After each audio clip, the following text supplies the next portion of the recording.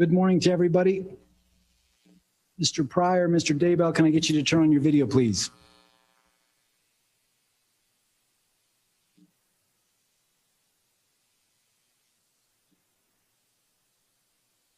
We'll go on the record here in Fremont County. Good morning to everybody. It is May 26, 2021, case number CR 2221-1623, State of Idaho versus Chad Guy Daybell.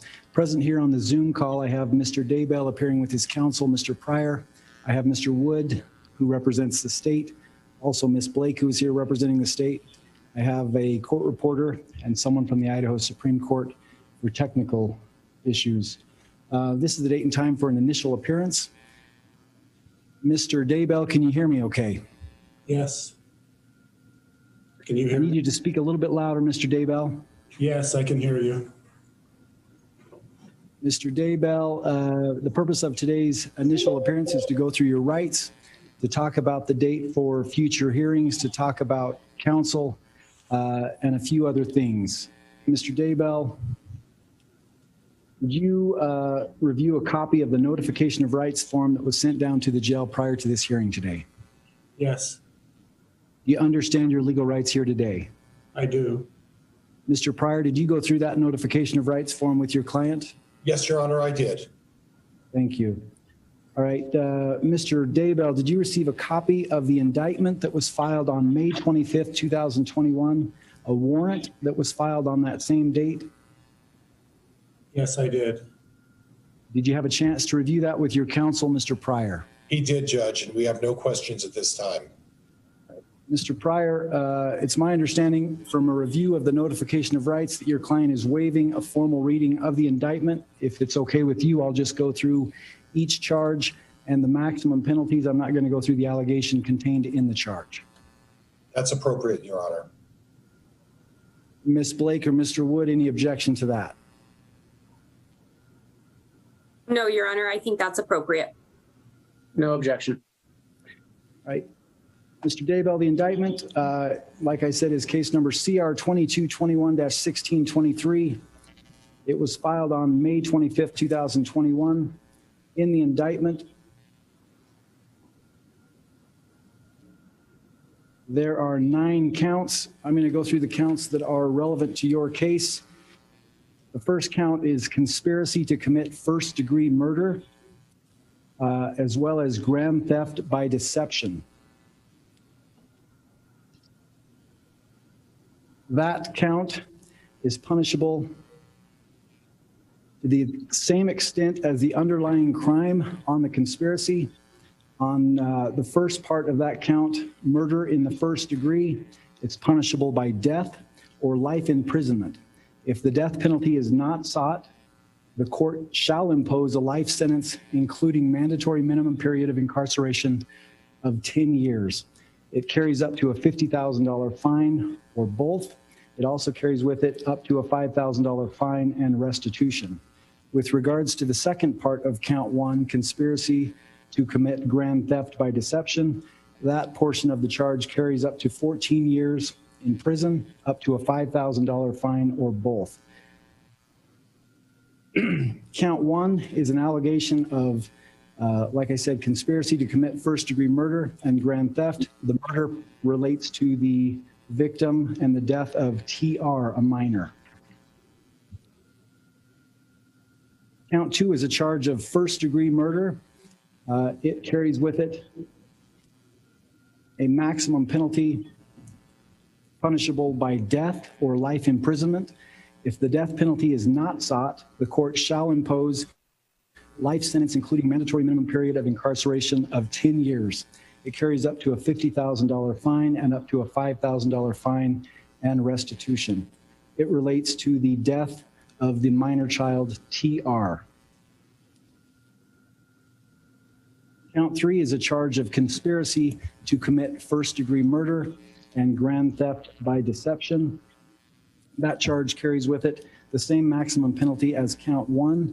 In other words, it's punishable by death or life imprisonment. If the death penalty is not sought, the court shall impose a life sentence, including mandatory minimum period of incarceration of 10 years, a $50,000 fine and or up to a $5,000 fine and restitution. The second portion of that charge is conspiracy to commit grand theft by deception. That portion of the charge carries up to 14 years in the state penitentiary, up to a $5,000 fine or both. That count relates to the death of the minor child, JV. Count 4 is a charge of first-degree murder.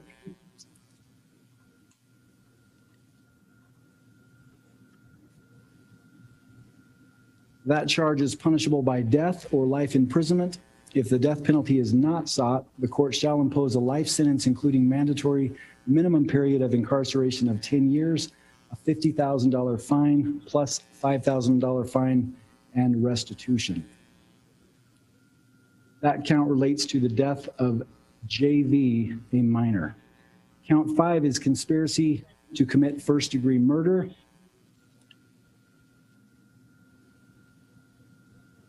That charge carries with it the potential penalty of death or life imprisonment.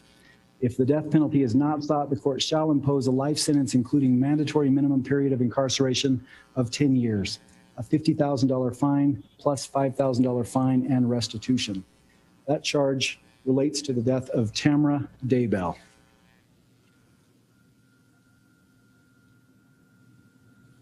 Count 6 is a charge of first-degree murder. That charge carries with it punishment by death or life imprisonment. If the death penalty is not sought, the court shall impose a life sentence, including mandatory minimum period of incarceration of 10 years. Carries up to a $50,000 fine and a $5,000 fine and restitution. The next count related to your case is count 8. It's an allegation of insurance fraud. Insurance fraud, as it is charged, carries up to 15 years in the state penitentiary, a fine of up to $15,000 plus restitution. Count 9 is the last count. It is also a charge of insurance fraud. It carries up to 15 years in the state penitentiary, a fine of up to $15,000 or both plus restitution. Mr. Daybell, the maximum penalties of all of those counts carry up to, they could all run consecutively, one after the other, or they could run concurrently. Do you understand that? Yes, I do. Mr. Pryor, have you had a chance to explain that to your client? Yes, Your Honor, I have.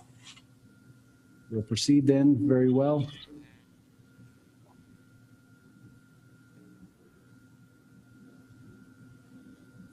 Mr. Daybell, you're appearing here today with Mr. Pryor. Do you wish to represent yourself? Do you wish to hire an attorney, Mr. Pryor, or would you like to seek application of a public defender? Judge, Mr. Daybell has retained my office to continue representing him in this matter, and that's the way I anticipate going forward, Your Honor. Thank you. Mr. Daybell, is that correct? That is correct. Thank you. All right, the next item of business is to set the arraignment. That arraignment will be in front of the district court judge. As of right now, Mr. Pryor, Mr. Wood, Ms. Blake, the court has available June the 9th in the morning. That's the date we will set that arraignment for. It's yet to be determined if that's going to be in person or via Zoom. That will be worked out at a later time and date. Also, the exact time of that arraignment on June 9th will be set by the court, and we'll send out final notice of that, but it will be in the morning on June the 9th. Does that work for everybody? That will work for the state, Your Honor. Yes, Judge. We'll plan on that. Right now, the warrant has set forth no bail. Mr. Pryor, does that need to be addressed here today? No, Judge. All right. Is there anything else we need to take up here today at this initial appearance, Mr. Wood or Ms. Blake? Not from the state, Your Honor. Thank you. Not from the state, Your Honor.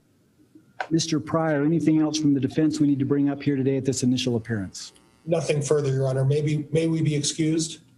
You may. Thanks, everybody, for appearing. We will be adjourned on this matter.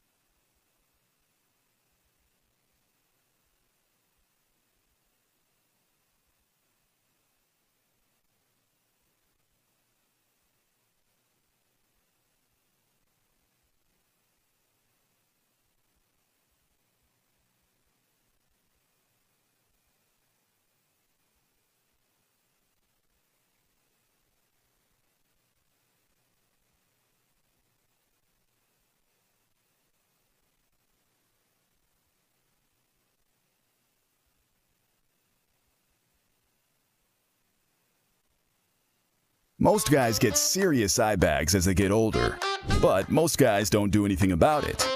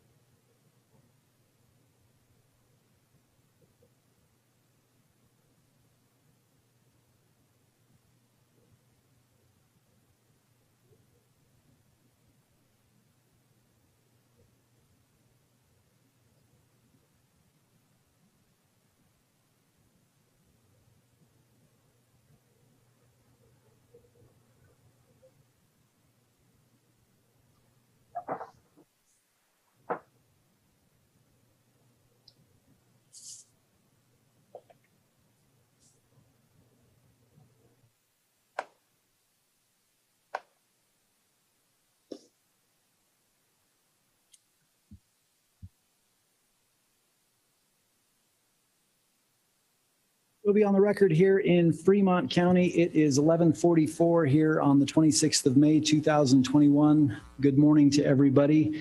We will call up case number CR 2221-1624, State of Idaho versus Lori Noreen Vallow. Miss Vallow, Miss Daybell is present here with her attorney, Mr. Means. I have Miss Blake. I have Ms. Smith and Mr. Wood appearing here for the state. This is the date and time for an initial appearance. The court took a recess prior to the hearing today and had a sidebar with counsel in chambers. Based upon the information that was provided to the court finds that there's some exigent circumstances as well as a motion that was made orally to me to continue the initial appearance by the defense to a future time. A date certain has not yet been set. What is the state's position with regards to the motion made by defense to continue this initial appearance? Your Honor, the state objects to the motion to continue. Mr. Means, it is your desire to seek a motion for continuance, correct? Correct, Your Honor. I couldn't hear you. Will you speak a little bit louder? Correct, Your Honor. Thank you. Based upon the information that was provided to the court is going to continue this initial appearance based upon the information that was provided to me, and we will set this for a time and date certain in the future. For right now, we don't know that date and time, but we'll get that set as soon as is feasible. Any questions about what's going to happen here today, Mr. Wood? No, Your Honor. Mr. Means? No, Your Honor. We'll proceed from there. Thanks, everybody, for Your Honor, we would quickly ask if Mr. Means has entered a notice of appearance on this case. Mr. Means, is it your intent to represent Miss Daybell here in this case? It is, Your Honor. Do you plan on entering a notice of appearance to, I guess, just to memorialize that? As soon as I get an opportunity, I will, Your Honor. Any other questions, Mr. Wood? No, Your Honor. Okay, that will be all for today. Thanks, everybody, for appearing. We will be adjourned.